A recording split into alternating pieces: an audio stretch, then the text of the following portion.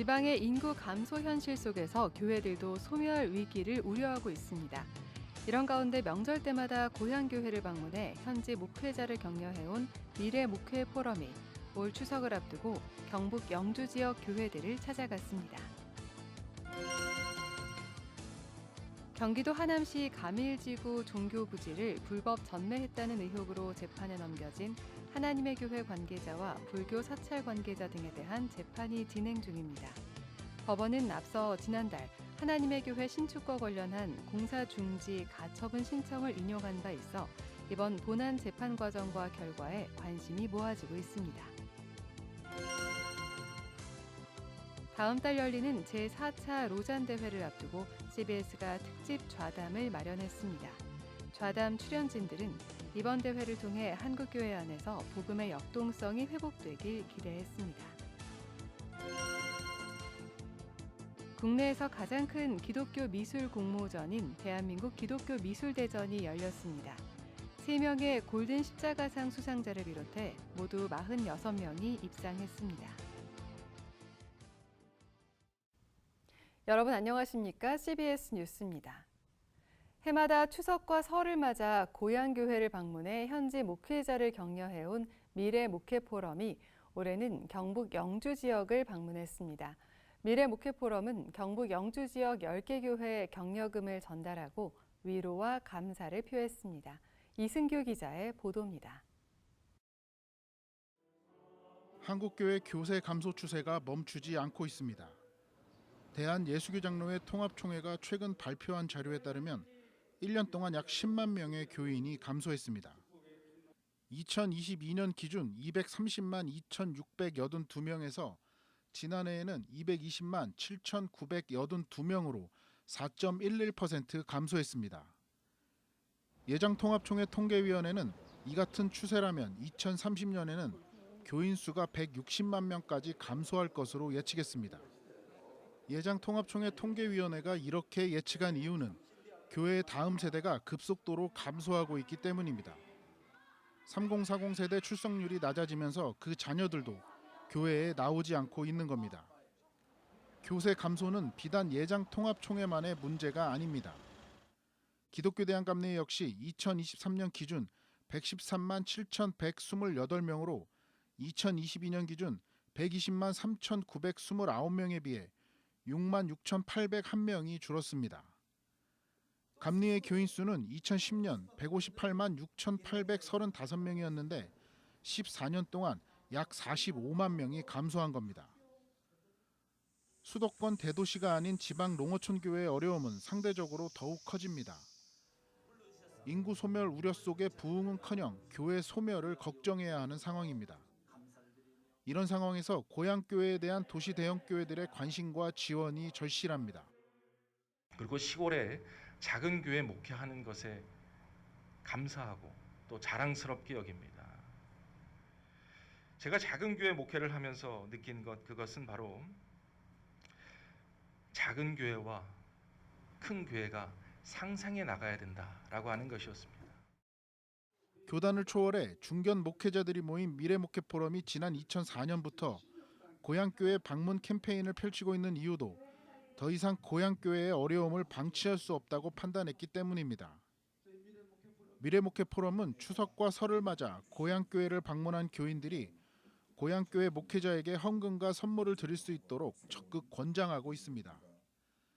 2년 전부터는 미래목회 포럼 이상대 이사장과 이동규 대표가 직접 고향교회를 찾아가 그 지역 목회자들에게 감사의 표시를 하고 있습니다. 올해는 경북 영주 지역을 찾아 이 지역 목회자들을 위로했습니다. 그런데 우리 믿음의 사람에게는 부모님은 하늘나라 가셨어도 또 가까운 우리 가족들은 하늘나라에 갔어도 고향이 있습니다. 왜 고향이 있냐면 내가 어린 시절을 지냈던 그리고 내가 은혜를 받았던 교회가 있으니까. 미래목회 포럼은 10개 교회에 30만 원씩 모두 300만 원을 전달하고 선물도 함께 전달했습니다. 농어촌 교회 우리 고향교회 목사님들 너무너무 수고하신 거고요. 제가 울컥하네요. 너무 귀한 일 하신 거예요.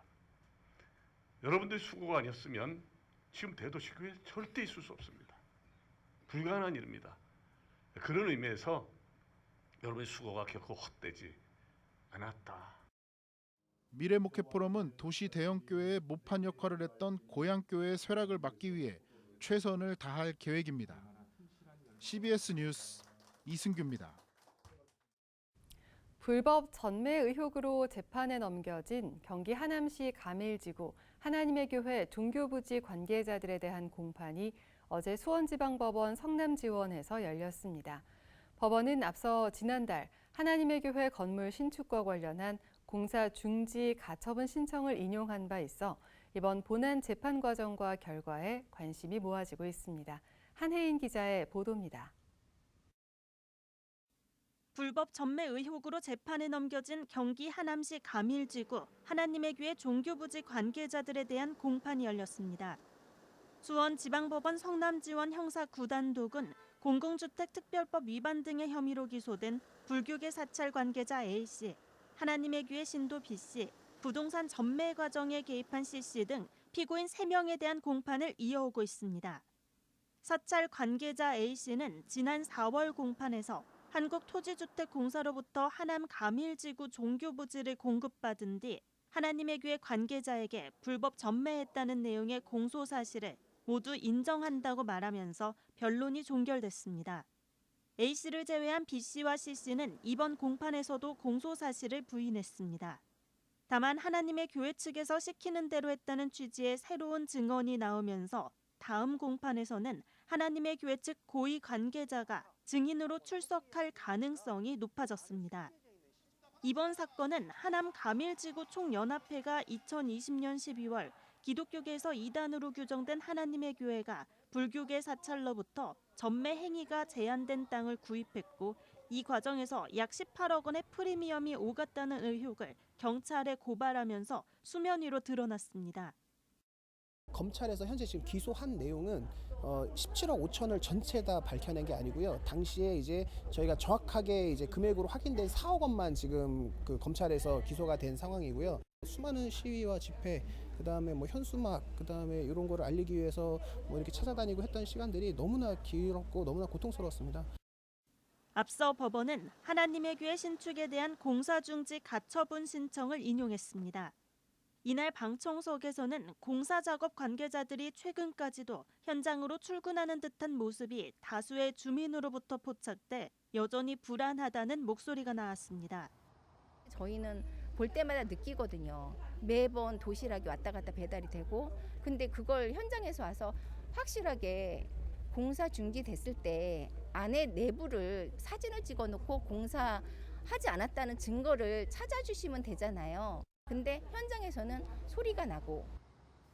일부 주민들은 하남시와 한국토지주택공사 등의 공사 중단 사실 확인을 요청하는 민원을 제기한 것으로 알려졌습니다.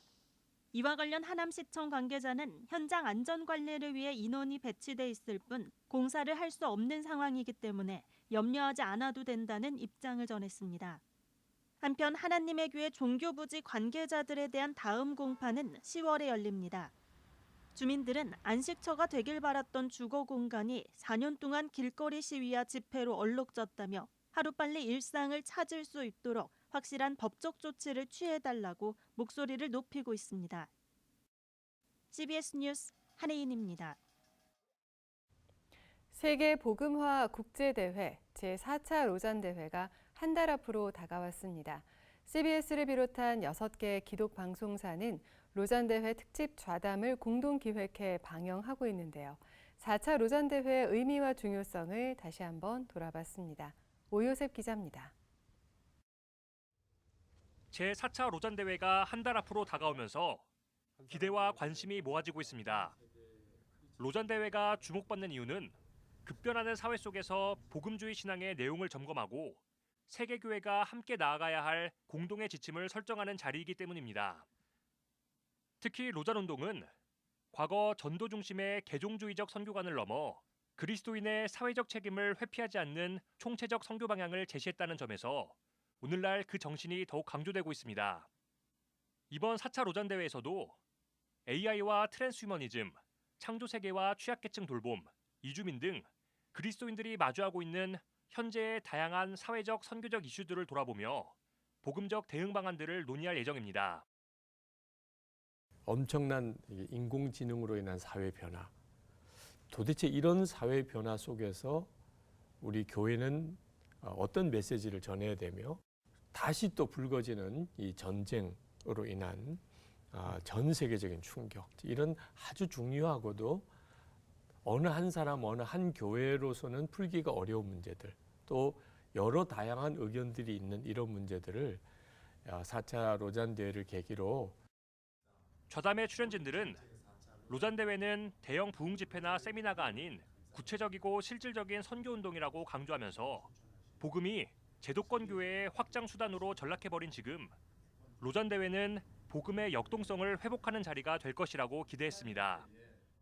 교리적 엄밀성, 정밀함에 대해서는 치밀하게 연구했지만 한편으로 간과된 것이 세상에서 사회에서 일어나는 문제에 대해서 우리가 복음으로 어떻게 응답할 것인가에 대해서는 정밀한 노력이 부족했지 않나. 복음을 교회 울타리 안에 가두는 것에서 벗어나서 세상을 위한 복음, 또 하나님 나라의 회복을 위해서 세상에 외쳐지는 복음이 되어야 되는데 이번 4차 로잔 대회는 한국 교회가 세계 기독교의 관점에서 스스로를 성찰하며 연대와 협력의 길을 만들어 나가는 계기가 될 것이란 전망도 나왔습니다. 기독교의 중심축이 서구에서 비서구로 이동하며 이른바 다중심 선교의 시대가 도래한 만큼 하나님의 선교를 향한 세계 교회의 연합이 이뤄질 것이란 기대입니다. 이번 로잔 대회를 통해서 한국 교회가 하나님의 선교는, 하나님의 나라는, 그 과업은 한 교회, 한 교단, 심지어 우리나라 한 국가보다 훨씬 더 크다는 것을 깨달았으면 좋겠습니다. 우리 한국 교회가 선교를 완성하겠다라는 어떤 승리주의적인 자세보다는 우리 역시 예수님의 전 우주적인 교회의 한 부분으로서 좌담회 출연진들은 또 이번 로잔 대회는 균형 잡힌 신앙을 가진 차세대 리더십을 길러내고 한국교회의 영적 각성의 자리가 될 것이라며 성공적인 대회 개최를 위한 한국교회의 기도와 관심을 당부했습니다. 제4차 로잔 대회 기독교 방송사 연합 특별 좌담은 31일 밤 11시 20분 CBS TV를 통해 방영됩니다. CBS 뉴스 오요셉입니다. 국내의 가장 큰 기독교 미술 공모전인 대한민국 기독교 미술대전이 열렸습니다. 골든 십자가상에는 3명의 작가가 선정됐습니다. 기독 작가로서의 신앙적 삶과 생각을 담은 작품들을 만나보시죠. 천수연 기자입니다. 한국미술인 선교회가 주최한 제32회 대한민국 기독교 미술대전에서 3명의 골든 십자가상 수상자가 나왔습니다. 생명과 치유를 주제로 작품 활동을 한 김정수 작가. 작가는 닭종이를 얇게 뜯어 붙이고 말리기를 반복하며 마치 하나님이 생기를 불어넣듯 작품에 생명력을 불어넣었습니다. 삶의 고난 속에서도 힘차게 뛰어오르고 다시 비상하기를 바라는 마음은 사슴과 독수리로 표현했습니다. 여호와는 나의 목자이신 데게 부족함이 없으리로다. 정말 너무나 힘든 상황에서 비록 흔들릴 수는 있으나 절대로 뿌리가 뽑히지 않는 나무. 거기서 그 광풍 가운데 비상하는 독수리가 이제 화면에 상당히 있죠. 이성근 작가는 내 안에 2개의 자아를 팝아트로 담아냈습니다. 세상적 욕망과 성공을 쫓는 나와 예수 그리스도가 인도하는 신앙적 삶의 나. 내면의 2 자아는 끊임없이 충돌합니다. 삶이 2가지인데 기본적인 세상적인 삶과 있고 내가 기독교적인 삶도 있는데 그게 내 안에 서로 그냥 같이 움직이는 거예요. 근데 그게 떨어지지 않고 충돌을 하고 있지만 사실 전체적으로 보면 이제 기독교적인 부분이 많이 차지하기 때문에 그 충돌 부분은 저한테는 되게 힘이 되는 부분이에요. 높은 건물에 화려한 조명 하나 없어도 보시기에 좋았던 하나님의 창조 세계. 김은지 작가는 성경을 묵상하며 상상했던 천국의 모습을 화폭에 담아냈습니다. 한지 위의 채색으로 특유의 따스함을 전해줍니다. 처음에 이 세상을 창조하셨을 때 하나님은 모두 다 보시기에 좋았더라로 창세기에 끝나잖아요. 그 보시기에 좋았던 풍경이 어떤 모습일까를 계속해서 생각하면서 모래알 하나하나까지도 반짝반짝하게 빛나게 보셨겠다라는 마음으로 이 그림을 그렸습니다. 대한민국 기독교 미술대전에는 80여 명의 기독 작가들이 참여해 골든 십자가상 3명을 비롯해 특선과 입선 등 46명이 수상했습니다. 지난 1993년 첫 대회를 시작으로 해마다 개최하고 있는 대한민국 기독교 미술대전은 새로운 기독 작가들을 발굴해 격려하고 기독교 미술의 지평을 넓히는 계기를 만들어 왔습니다. 30년 넘게 해가 거듭되면서 점차 젊은 작가들의 참여가 늘어나고 기독교적 주제를 담아내는 표현 방식도 폭넓어졌습니다. 기독교 미술계도 그렇게 현대적인 것을 다 접목을 하며 기독교의 향기와 기독교의 그 복음을 싣고 있구나라는 것들을 좀 보여주는 그런 의미가 또 있을 것 같습니다. 이 사람은 어떤 마음으로, 어떤 기도와 어떤 말씀으로 이거를 표현해냈을까라고 찾아보는 그 즐거움도 있을 거라고 생각합니다. 이번 대회 수상 작가들의 작품은 다음 달 2일까지 서울 인사동 마루아트센터에서 만나볼 수 있습니다. 작가들의 신앙적 고백과 소통하는 시간이 되길 기대해 봅니다. CBS 뉴스 천수연입니다.